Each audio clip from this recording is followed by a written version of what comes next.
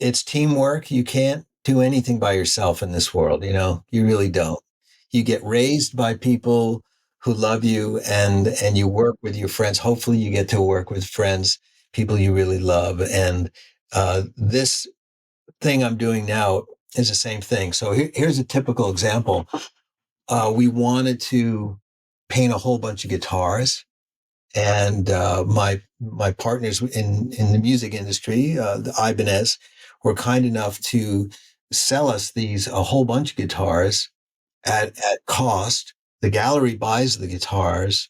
They ship them to me. I have to take them apart, sand them, paint them, but they're not sealed. So I have to send them off to this really great painter named Jerry Dorsch, and he does this beautiful sealing of everything so that after he seals it, any musician can take that guitar to a gig, and the artwork's not going to rub off or anything like that, and it's protected from UV rays and everything. So that's, I've got partners who have helped, me Yeah. along the way. Then I get the guitars back. I put them together just a little. I check everything, make sure, if I need to touch something up, I do that. Then I have to send it to Gary Brower, my luthier. Now, Gary puts it together and makes sure that it's totally pro. Like anybody could pick it up. Like you Right. could Of pick it up course. and you could play the Star Spangled Banner at the Raiders game, and it would sound great and it would look awesome. And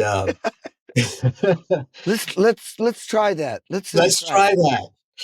that. No one will notice, right? I do. That's I'll tell you what. I'll hold the guitar, but you stand behind me and play. I'll do that.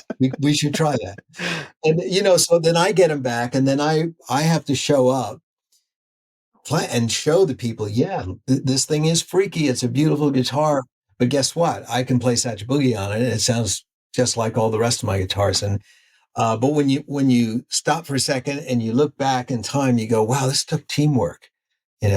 Great, talented people helping me eventually, make this guitar. So yeah, when I say things like, yeah, I did this, it's like I'm actually saying me and the team, helped it together. It always takes teamwork. Totally. I'm all about teamwork. I mean, I mean, teams win Super Bowls, not individuals, and World Series. I mean, it's the whole team. That's incredible. Now, do you use your signature guitar? How many signature cars do you have with Ibanez? Ah, I try to keep it down to about 200. I mean, who can play 200 guitars, right? So Well, on but tour, how much are they all your signature model?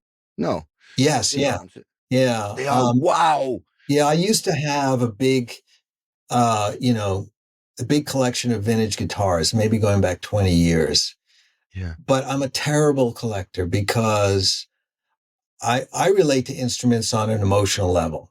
I pick it up. If something great happens on that instrument, then we bond, and if it doesn't fight me in any way physically and I hear sounds that I like, I fall in love with that guitar. It doesn't matter if it's brand new, if it costs $400 or $40,000, that I don't care really.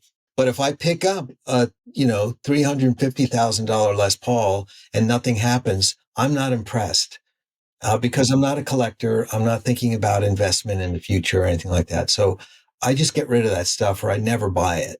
So my vintage collection is teeny now, maybe 10 guitars, and there's only two or three that I've had for more than 10 years because they were great. They were, ugly looking things beat to all hell, but when I played them, they worked, and I've put them on just about every album, since I picked them up since the early 90s. So most of the guitars I've got are like these, chrome and all the different colors that we work on. Every guitar that we sell, there must be 8 prototypes, and they're kind of Frankenstein looking. So I wind up with them, and they're in a safe location, and I refer to them, but I don't play them. I play the final product. Um, Yeah.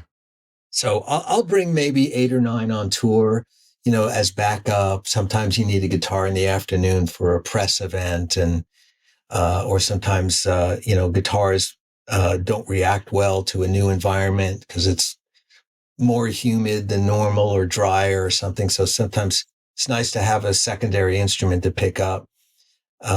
So yeah, that's what I love doing, is just developing those guitars so that they offer the least amount of resistance, number one, to my strange way of playing and my anatomy. And number two, I can get things out of them that I just can't get out of, let's say, a Strat or a Les Paul or SG or Telecaster.